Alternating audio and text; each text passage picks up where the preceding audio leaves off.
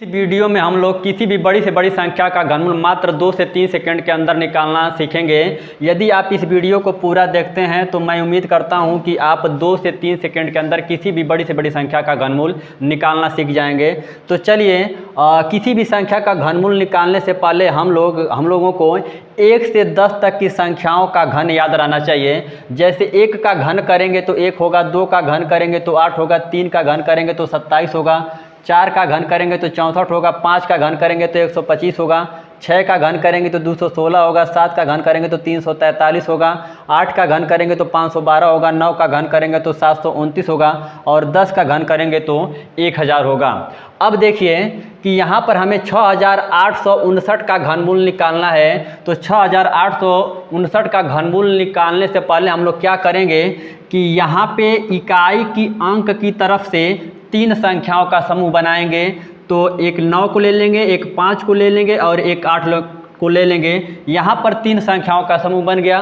अब 3 संख्याओं के समूह में यहाँ पर हम देखेंगे इकाई का अंक क्या है। तो इकाई का अंक 9 है। तो यहाँ पर हम आ जाएंगे, देखेंगे किस संख्या का घन करें कि इकाई का जो है कि इकाई का अंक 9 आ जाए। तो 9 का घन करेंगे तो इकाई का अंक क्या आता है 9। तो यहाँ पर हम लोग 9 लिख लेंगे। उसके बाद देखेंगे यहाँ पर बच क्या रहा है। तो बच हमारा रहा है 6।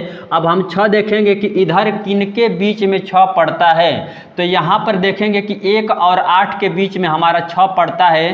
तो हम लोग इस साइड आ जाएंगे। 1 का घन कर रहे हैं तो 1 हो रहा है और 2 का घन कर रहे हैं तो 8 हो रहा है। तो हम छोटी वाली संख्या ले लेते हैं, यानी कि 1 ले लेंगे, बड़ी वाली संख्या नहीं लेंगे, छोटी वाली संख्या ले लेंगे। तो यहाँ पर हम लोग लिख देंगे 1, यानी कि आप 6859 का घनमूल निकालेंगे तो आपका 19 आएगा। चलिए उसी तरह इस दूसरे सवाल को हम लोग देख लेते हैं। यहाँ पर इकाई की अंक की तरफ से 3 संख्याओं का समूह हम लोग बनाएंगे।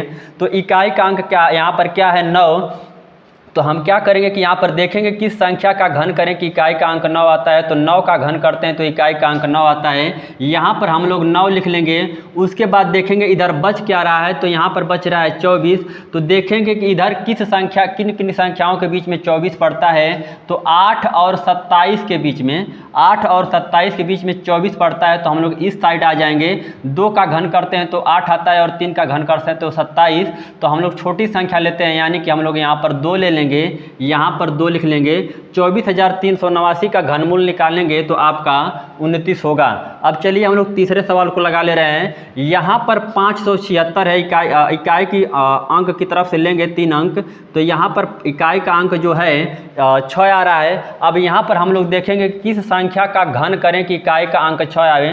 तो 6 का घन करते हैं तो इकाई का अंक 6 आता है। तो यहाँ पर हम लोग 6 लिख देंगे। अब यहाँ पर बच क्या रहा है 17। तो यहाँ पर देखेंगे किन संख्याओं के बीच में 17 पड़ता है। तो 8 और 27 के बीच में 17 पड़ता है। तो हम लोग छोटी संख्या यानी कि 2 ले लेंगे। यहाँ पर हम 2 लिख दे रहे हैं, यानी कि 17,576 का आप अगर घनमूल निकालेंगे तो 26 आएगा। अब चलिए अगला सवाल यहाँ पर लिखा गया है 1,48,877 का घनमूल निकालना है। तो यह सवाल मैं आपके लिए दे रहा हूँ। इस सवाल को आप लोग बढ़िया तरीके से हल करिए, ट्रिक का इस्तेमाल करके हल करिए और इसका जो उत्तर आ रहा है कमेंट बॉक्स में ज़रूर लिखिए। और अपने अगर यह वीडियो समझ में आई है तो अपने दोस्तों मित्रों को ज़रूर शेयर करिए।